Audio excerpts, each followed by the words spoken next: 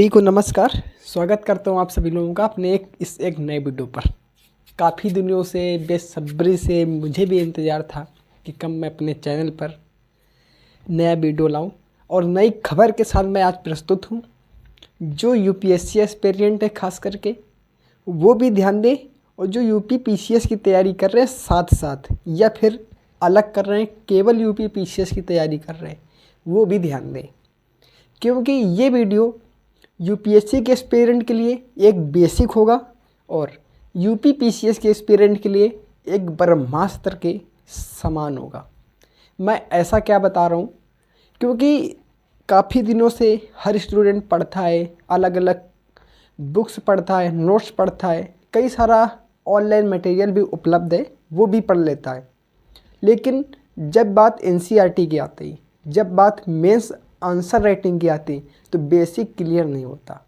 तो क्या हम फिर से 6 से लेकर 12 तक क्लास की एनसीईआरटी कवर करें? तो मैं कहूँगा, सजेस्ट करूँगा कि आप सिर्फ प्रैक्टिस कर लीजिए। प्रैक्टिस वो चीज़ होती है जो आपको पहाड़ में भी चढ़ा सकती है। कितनी बार आप गिरोगे, बार बार उठो और बार बार उन चीज़ों को कवर करो जहाँ आपकी कमज़ोरी है। तो उस कमजोरी को दूर करने के लिए यूपीएससी के एस्पिरेंट के लिए बेसिक है और यूपी पीसीएस के एस्पिरेंट के लिए ब्रह्मास्त्र। तो क्या है, मैं आज लाया हूँ। मैं पहले बता दूँ, मेरे पास कुछ नोट्स हैं, बुक है जो एनसीईआरटी है। मैं प्रमोशन नहीं कर रहा हूँ, किसी बुक का प्रचार नहीं कर रहा हूँ, ये मैं पहले बता दे रहा हूँ। बस ये है कि जो है सच्चाई के साथ लोगों के सामने ये रख देता हूँ अपनी बात को। तो सबसे पहले हमारी एनसीईआरटी भारतीय अर्थव्यवस्था, ये 75 पेज हैं इस पर।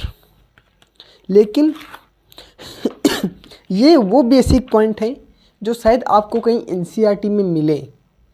जब कोई राइटर एनसीईआरटी का एक सार लिखता है तो उसे काफ़ी बुद्धिमानी के साथ हर टॉपिक को सजाना पड़ता है, और उसी प्रकार ये कुछ बुक सजाई गई है। मैंने भी नोट्स बनाए और मैंने भी पढ़ाए, आप देख सकते हैं। ये जो काम की चीज़ें हैं तो मैंने नोट्स बनाए, और ये अर्थव्यवस्था जो काम की चीज़ें मैंने इस पर ही उतार लिया है।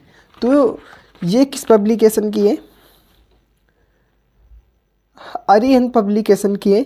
6 से 12 तक जितने भी टॉपिक हैं इकोनॉमिक में सारे कवर हैं, और इतनी बिंदास बुक है ना एनसीईआरटी की। मानो कि अगर यूपी पीसीएस का मैं मेंस का पेपर उठा दूं, जीएस पेपर 3, तो कुछ क्वेश्चन इससे डायरेक्ट मिल जाएंगे आपको। जीएसटी से और फूड प्रोसेसिंग से, बहुत सारे बजट से आपको डायरेक्टली क्वेश्चन मिल जाएंगे। देखिए, इस पर खाद्य सुरक्षा खाद्य प्रसंस्करण डायरेक्ट यूपी पीसीएस में पूछा गया है, वो भी 2023 की बात कर रहा हूँ।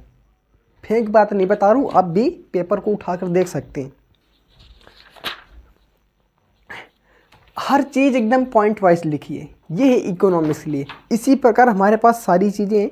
और जियोग्राफी की मैं बता दूं आपको कि यूपीएससी का एस्पिरेंट हो या यूपी पीसीएस का, अगर ये आप बुक फॉलो करते आ रही हैं पब्लिकेशन एनसीईआरटी, तो आपको दूसरी बुक पढ़ने की आवश्यकता नहीं पड़ेगी।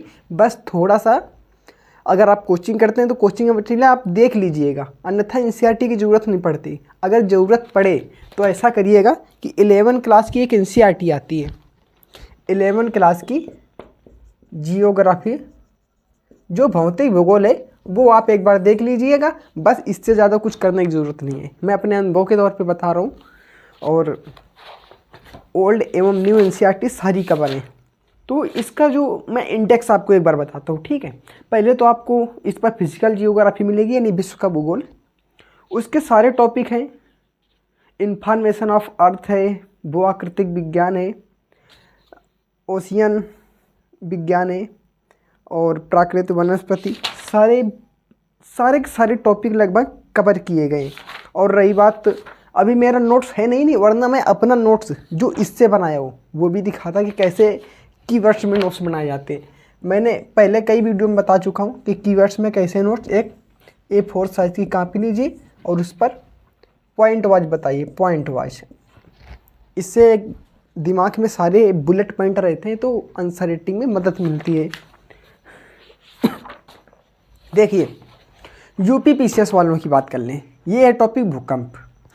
यूपी पीसीएस ज़्यादा करके पूछेगा भूकंप के प्रभाव यह उनकी आवृत्ति, यह तो भूकंप क्या होता है, और उस पर एक माप, टिप्पणी, कुछ भी, उसकी तरंगे भी पूछी जा सकती हैं, उत्पत्ति के कारण भी पूछे जा सकते हैं, सारा कुछ कवर है। और इसी से, और यूपीएससी 2022 में एक क्वेश्चन आया था, वो था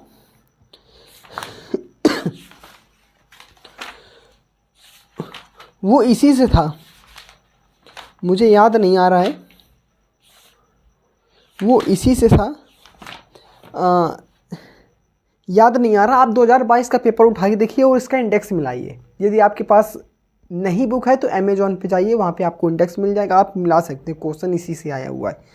और इसी के साथ हमारे पास है